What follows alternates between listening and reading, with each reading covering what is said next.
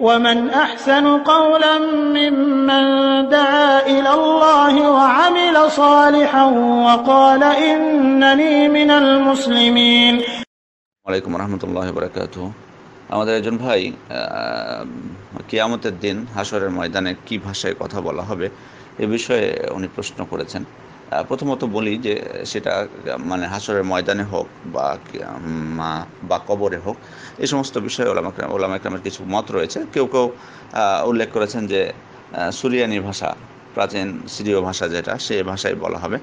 আর কেউ কেউ বলেছে ফার্সি ভাষা। এগুলোর কোনো আসলে ভিত্তি নেই, এগুলো ভিত্তিহীন কথাবার্তা।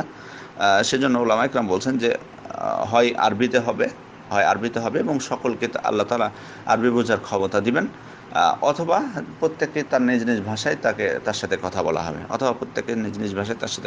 হবে, অথবা আরবিতে হবে এবং আরবি বলার ক্ষমতা আল্লাহ তাআলা তাদেরকে দিবেন।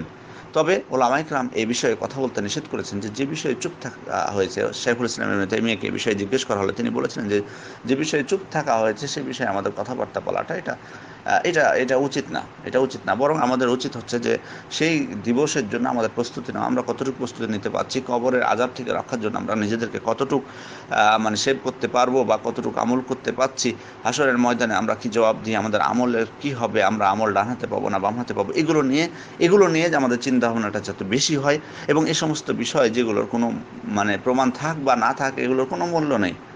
কারণ এটা নিয়ে টেনশন করার কারো কিছু নেই।